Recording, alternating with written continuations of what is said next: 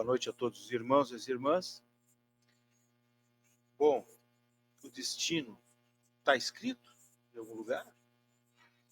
Será que já está determinado? Não ouvimos o tempo todo dizer, não, Deus quis assim. Será que quis? O que será que o Espiritismo pensa a respeito disso? Como lidar com suas questões? Não tenho o que fazer porque isso estava determinado por Deus.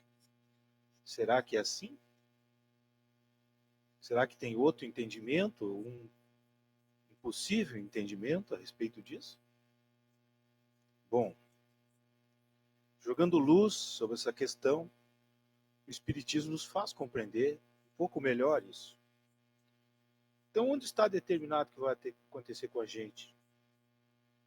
Se a gente acredita que já está determinado por algum motivo, onde está escrito? Onde está dito? Será que é Deus que escreve, já escreveu então o nosso futuro, o nosso destino? Pensamento recorrente e comum a todos os seres humanos. Ao longo dos milênios, muitas doutrinas tentaram compreender isso.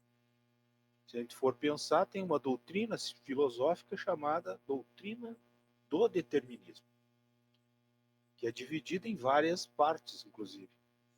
O determinismo dialético, o religioso, e assim por diante.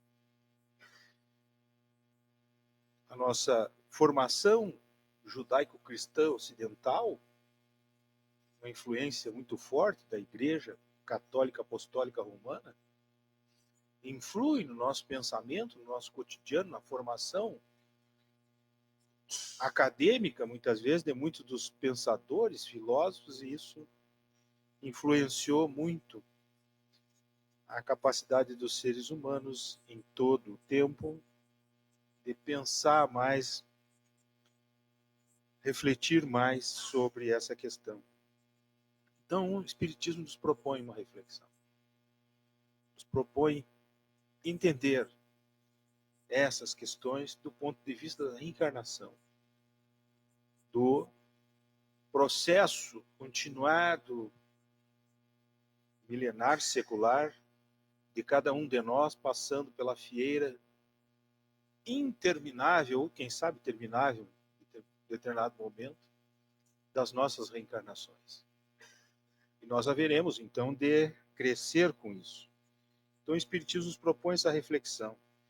No raciocínio da doutrina, se assim fosse, se assim já estivesse tudo determinado, onde estaria a bondade do Criador, que concede a uns as facilidades do mundo e a outros as dificuldades do mundo? Então ele determinaria que uma criança na mais tenra idade sofra, enquanto um outro não?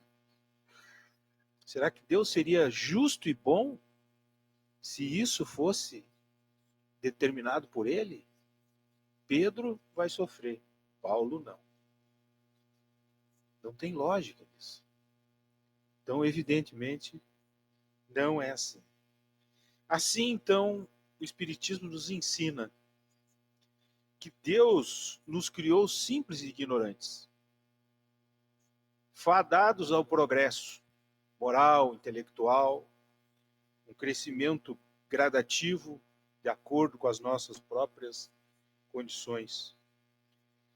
Nos dotou do livre-arbítrio, do sentido certo dessa palavra.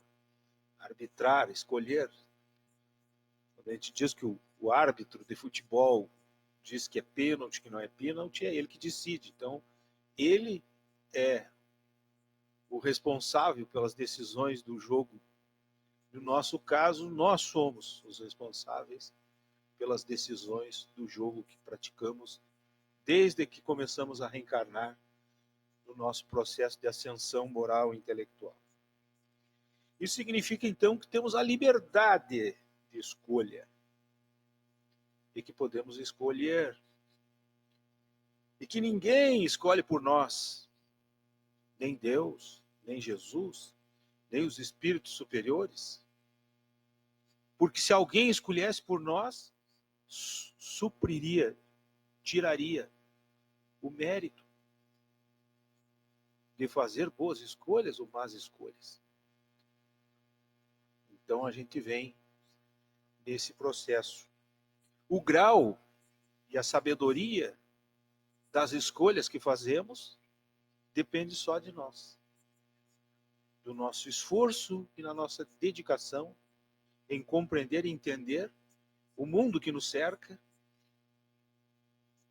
e aquilo que nós estamos inseridos no contexto do mundo para que nós possamos, então, desenvolver a capacidade de escolha e das boas escolhas. Por isso estamos aqui, escolhemos a doutrina espírita como doutrina que nos sustenta, nos ajuda, mas não substitui as outras coisas. Então a outra condição é o mérito da escolha em si. Para a gente compreender a frase de Jesus, a cada um segundo as suas obras. O agente, cada um, pessoa, figura, e a obra, o contexto, aquilo que a gente constrói. Então a cada um conforme vai construindo. Então tem liberdade, tem possibilidade da escolha. E nada está pré-determinado. Os espíritos nos alertam que se nós podemos dizer que há um certo determinismo, é nas escolhas que fazemos antes de reencarnar. E que, portanto, quando a gente vem para cá, a gente tende sempre a querer fazer aquilo que escolheu. E o nosso caráter, que é o resultado das nossas existências todas, influi nessa escolha. E, portanto, se há um certo determinismo, ele é construído por nós mesmos. Por mais ninguém. Por isso Jesus afirmava, olha, conhecereis os frutos pela árvore. Boa árvore dá bons frutos, árvore que não dá frutos não é boa, assim por diante. Portanto, o construtor das obras, da árvore, somos nós. E nós temos o mérito ou o demérito das escolhas que fazemos. Então, não há um destino pré-determinado. Ele está nas nossas mãos. Podemos, por esse processo de raciocínio, estudo, compreensão de si e do mundo que nos cerca, fazer boas escolhas. Quais seriam essas boas escolhas? Comprar um carro melhor? Uma casa mais adequada? Arrumar um parceiro melhor? Uma parceira melhor? Não. As nossas escolhas que determinam o nosso futuro vitorioso, virtuoso, não dependem das coisas materiais. Mas depende daquelas escolhas que fazemos, sobretudo sobre o caráter, da ética, da moral, da lógica cristã, da caridade, da amabilidade, da paciência, da perseverança. Isso determina o nosso destino. Isso tem mais poder de influência que qualquer outra condição material. Então, a única coisa que pode nos atrapalhar seria, então, essa escolha.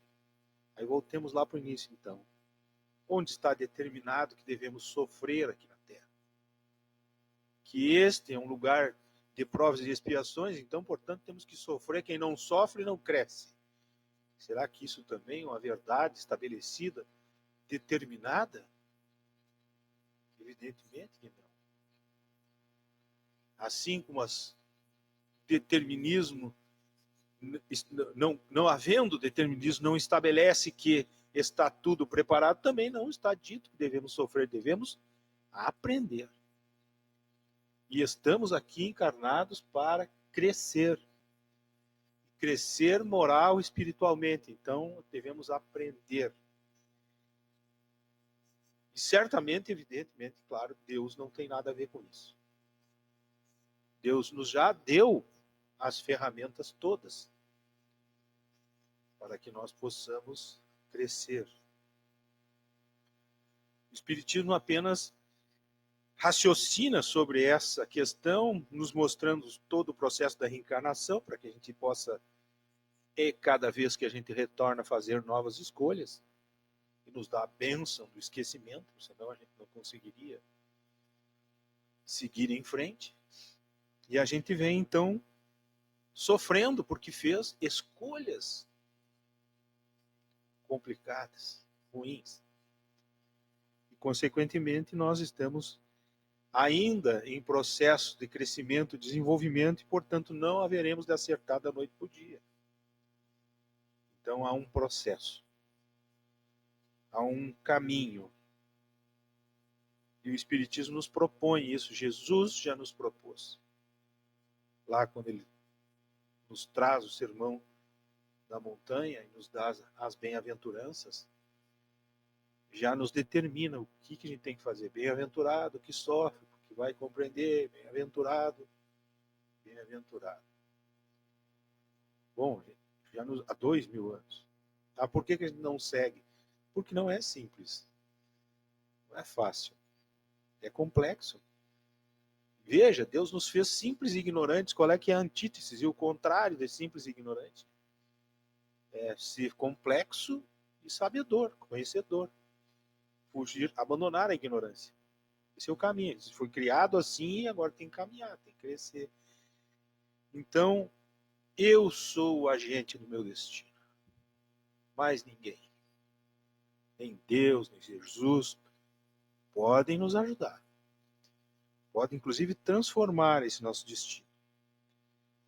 Logo, se alguém, então, está sofrendo neste momento, é porque em algum momento da caminhada, da existência como um todo, deu motivos. Mesmo que a gente não entenda, não compreenda, a gente tem condições de entender a justiça de Deus, que não nos colocou nessa situação, mas evidentemente pode nos tirar. Então, se eu tenho o poder de alterar as coisas, se eu tenho o poder, se eu tenho o destino na minha mão, então o que eu posso fazer?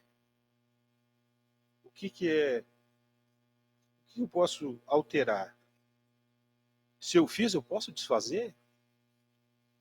Se eu tomei um caminho errado, uma escolha ruim, eu posso tomar outro caminho? Jesus propôs que isso é a nossa condição de cristão.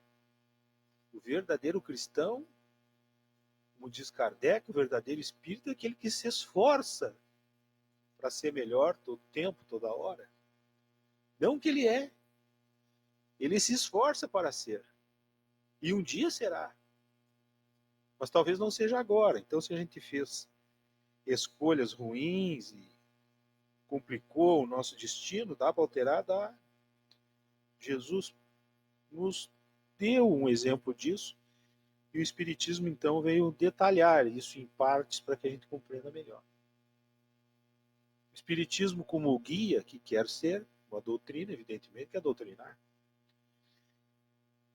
Então, ele propõe o autoconhecimento, o conhecimento de si, e propõe uma reforma, a reforma íntima, interior, no sentido certo da palavra reformar. Reformar é tirar as coisas ruins e antigas, velhas, e substituir por coisas novas. Eu costumo usar o exemplo da nossa casa aqui. Quando a gente reformou, alguns anos atrás, tinha umas janelas com basculante, velhas, não abriam mais, eram feias, sujas e antigas. Na época que foi construído, evidentemente, eram bonitas, belas e funcionavam. Com o tempo, elas se desgastaram, tiveram que ser trocadas. E nós colocamos essas janelas maravilhosas aí, que são todas de vidro, tem um sistema moderno, de trilhos e tal, para abrir e fechar com facilidade, com segurança. Mas vejam, nós não tiramos as janelas e deixamos os buracos. Nós colocamos outras janelas. Então a proposta da reforma que o Espiritismo quer que a gente faça em nós é tira as coisas velhas, antigas, mas põe outras. Melhores, novas. Não deixa as lacunas. Um dia eu ouvi de um amigo meu que disse muito claramente, que diz assim, olha, a cabeça de jovem, quando não tem nada para pensar, é o celeiro do diabo. É uma forma inteligente, inclusive, de definir isso. Quando a gente não tem, a gente não coloca coisas positivas dentro das lacunas que existem no nosso tempo, na nossa vida, a gente acaba sucumbindo diante da tentação das coisas mais mundanas. Então, reformar, no sentido que o Espiritismo nos pede, é que a gente transforme esse homem antigo, velho, em pensamentos ainda muito enraizados em outras coisas, vamos dizer assim, coisas ruins, em coisas boas, novas, transformadoras. Para isso, a gente não pode ter medo da mudança e tem que ter muita fé e determinação. Ele também nos propõe, o Espiritismo, que a gente perca as ilusões de que o mundo possa nos dar alguma coisa, que ele não pode, o mundo material. Perder essa ilusão que o mundo nos dará o que não tem para dar. E que os outros também, as outras pessoas, porque elas estão tão perdidas quanto nós. Senão não haveríamos de estar aqui. Alguns de nós já despertamos um pouco mais uns que os outros. Mas não estamos muito distantes uns dos outros. Senão não estaríamos aqui na Terra encarnados nesta época, neste tempo, neste momento. Se estamos aqui, estamos em busca, uns só começaram mais cedo, descobriram mais cedo que tem que buscar o caminho. Claro, se adiantam, por natureza das coisas.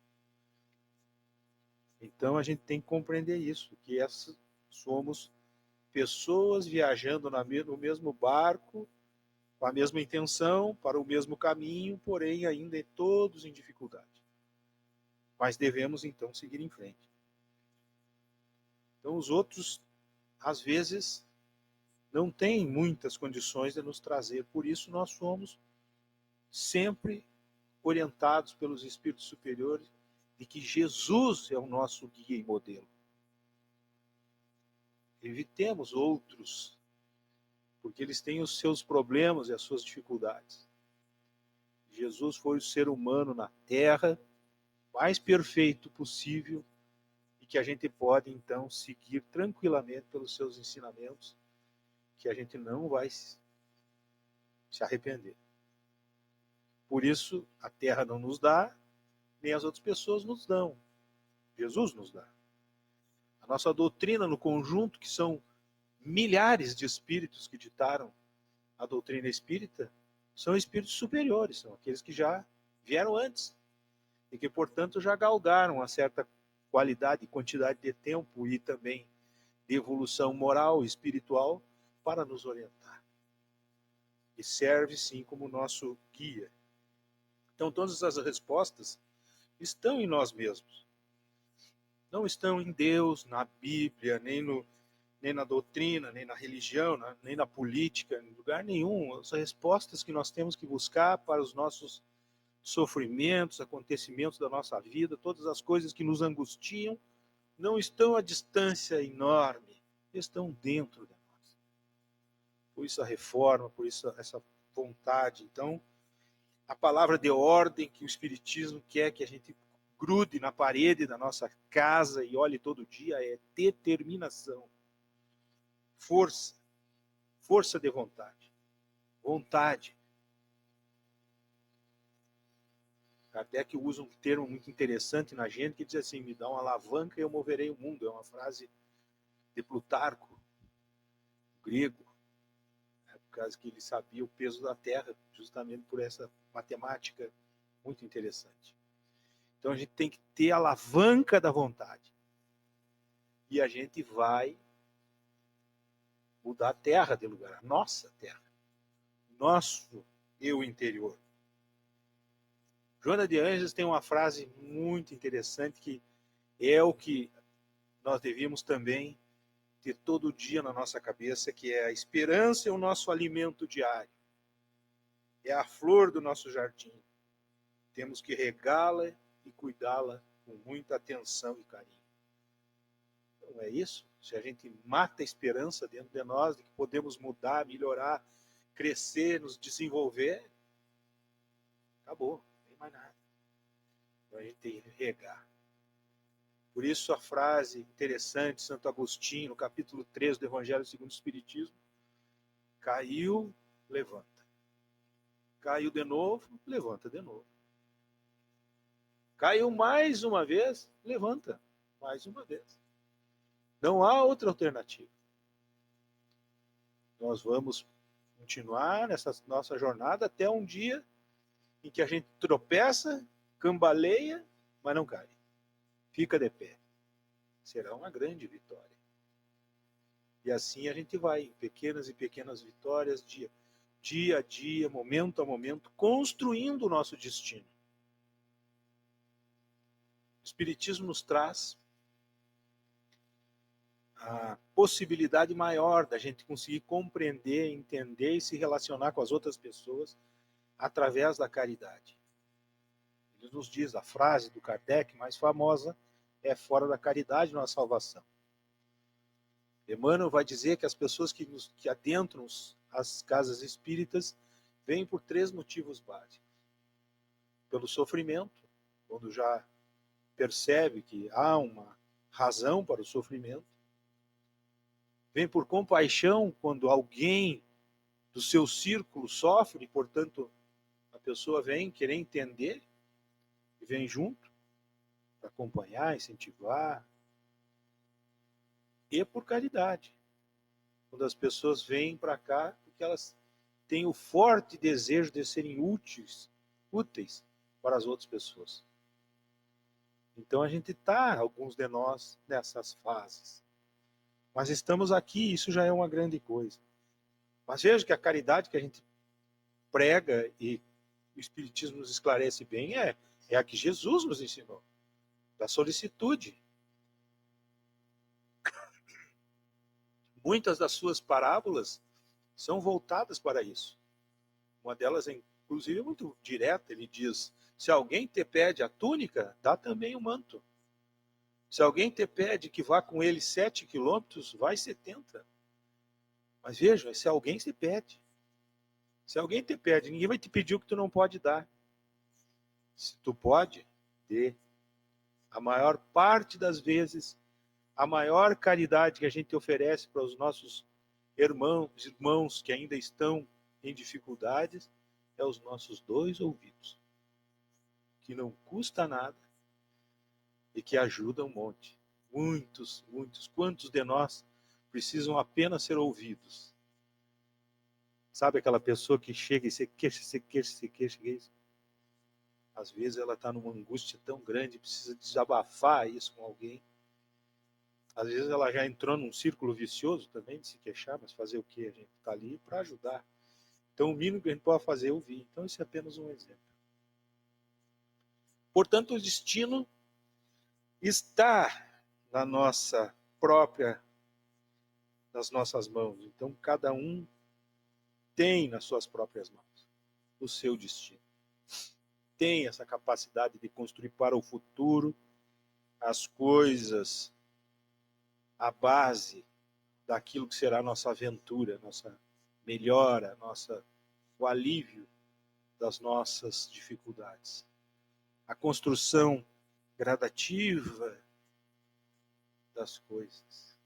Lembremos-nos da parábola de Jesus que ele dizia: 2 homens, um construiu a sua casa sobre a rocha, cavou, até encontrar o sólido alicerce e construiu a sua casa.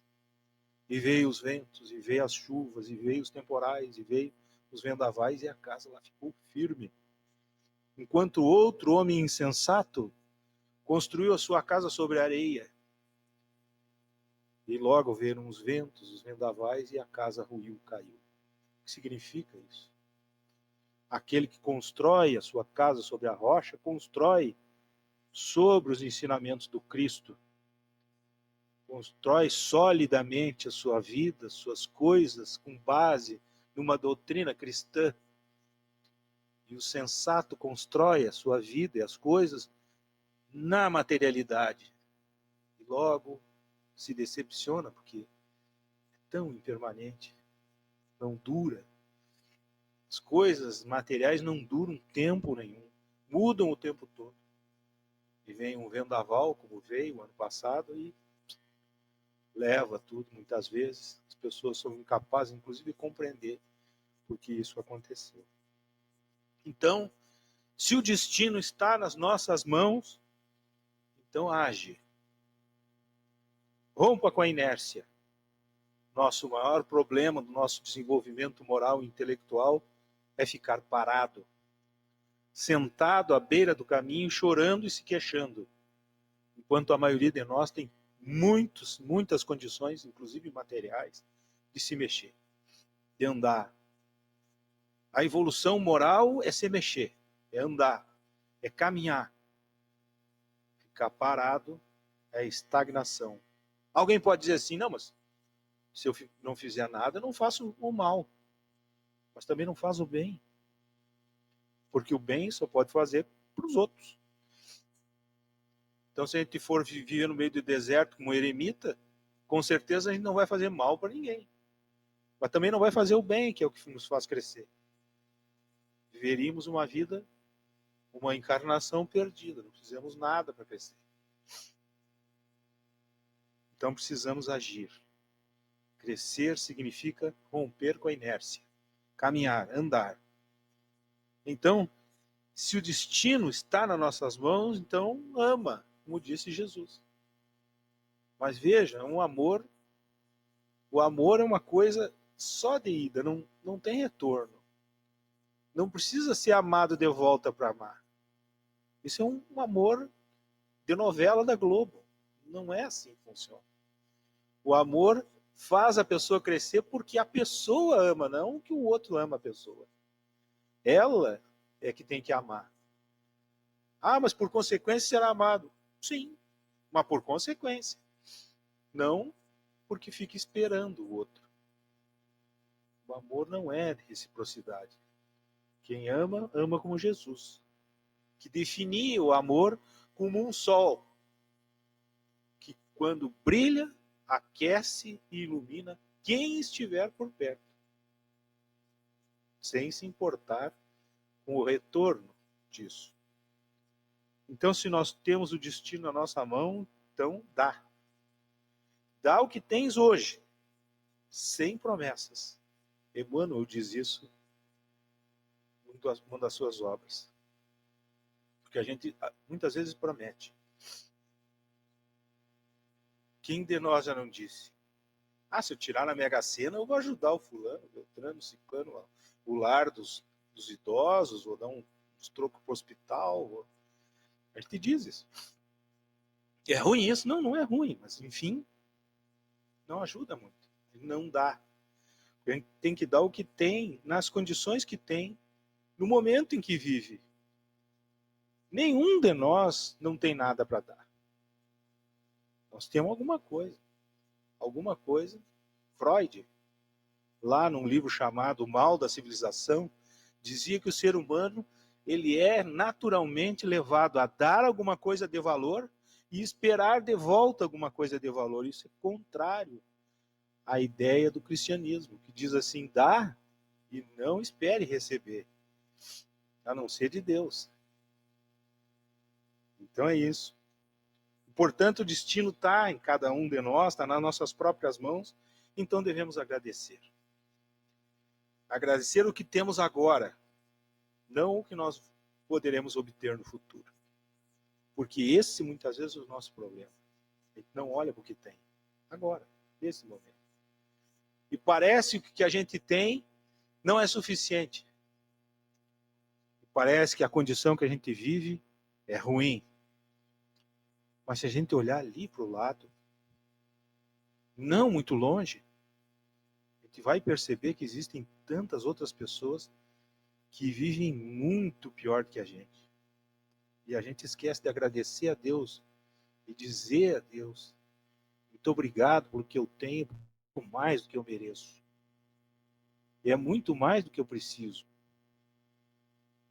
Me perdoa por ser egoísta muitas vezes. A gente esquece de dizer isso, esquece de entender o que a gente tem. A gente tem, às vezes, fortunas nas mãos. Porque aquilo que tem valor é o que não tem valor na terra. Tudo aquilo que a gente pode dizer quanto custa este microfone, as cadeiras, o púlpito, a gente pode dizer com o valor que tem. Isso, do ponto de vista espiritual, moral, não tem valor nenhum. Não muda nada. Mas o que não tem valor, que tem valor moral e espiritual? Paciência, resignação, força de vontade, determinação, amor, fé. Dá para dizer quanto custa? Quanto custa o amor? Dá para quantificar? Não dá. Então isso tem valor de fato. É isso que a gente tem que agradecer, porque isso a gente tem muitas vezes em abundância. Muito mais que a gente precisa. E se a gente tem o destino nas nossas próprias mãos, a gente tem que confiar. Confiar que Deus não nos colocou onde nós estamos. Que nos deu liberdade de escolher. Mas pode nos tirar. Pode nos ajudar a sair. Desde que a gente use, entenda e compreenda a doutrina cristã. Os ensinamentos do Cristo. O Espiritismo nos ajuda a compreender. É uma ferramenta. É algo que nos dá condições. Se a gente tiver dúvidas ainda, se a gente tiver ruim e sabendo que o destino está nas nossas mãos, então vamos orar. Mas com fervor,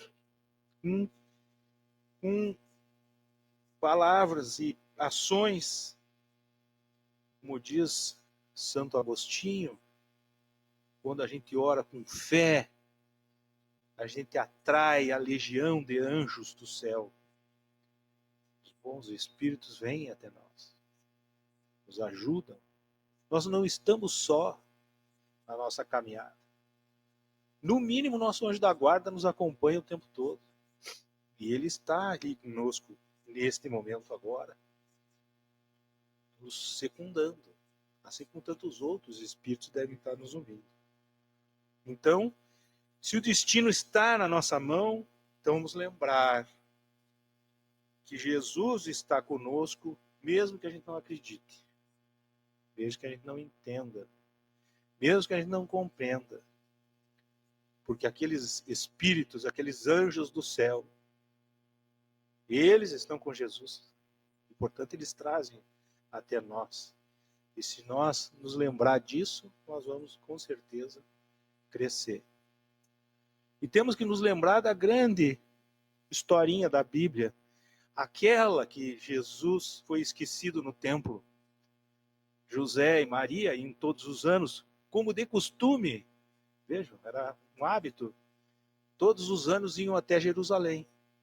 Numa dessas idas até lá, eles foram e voltaram, e quando estavam no meio do caminho, se deram conta, mas cadê o guri? Ficou, esquecemos ele para trás, esquecemos ele no templo. Voltaram correndo lá, ele estava lá confabulando, conforme a história com os escribas. Mas o que isso significa? Significa que em determinado momento da nossa trajetória, a gente esqueceu Jesus. E hoje nós temos feito isso o tempo todo. A gente vem no templo, encontra com ele, fala com ele e vai embora e deixa ele aqui. Nós precisamos levar Jesus conosco no nosso coração. Então, se o destino está nas nossas mãos, então devemos definitivamente perdoar todas as outras coisas e seguir em frente. Nós não temos outra alternativa. O perdão é É o perdão que Jesus nos ensinou. Esquecer as ofensas e seguir em frente. Quem perdoa se liberta. Vai em frente. A pessoa perdoada, quer ela aceite ou não, não é importante para quem perdoa. A pessoa perdoa e quer seguir em frente. Então, se Jesus nos perdoa o tempo todo, nós também devemos perdoar, nas mesmas condições. Esquece as ofensas, esquece o passado e vamos em frente. Então, era essa a reflexão que nós tínhamos que fazer. Porque nós temos que encontrar, então, a verdadeira razão do nosso viver, a verdadeira razão da gente estar aqui. Compreender que não está nada determinado. Nada está perdido, nada está parado. Tudo é dinâmico e anda, se desenvolve na medida em que cada um de nós muda. O que nós precisamos é ter essa consciência de que mudar requer esforço, requer força de vontade, determinação. E que precisamos, então, agir, amar, dar mais do que receber, agradecer sempre que possível, orar o tempo todo. Estivermos perdidos, não soubermos mais o que fazer, a oração é o nosso caminho. Lembrar o tempo todo quem está conosco. Quem são aqueles que nos cercam, que podem também nos ajudar. E quais são aqueles que podem vir conosco. Caminhar, andar. Assim a gente constrói dentro da gente a possibilidade do perdão. E aí a gente se liberta. E constrói, então, o nosso futuro conforme a gente está fazendo agora. Muito obrigado e até a próxima.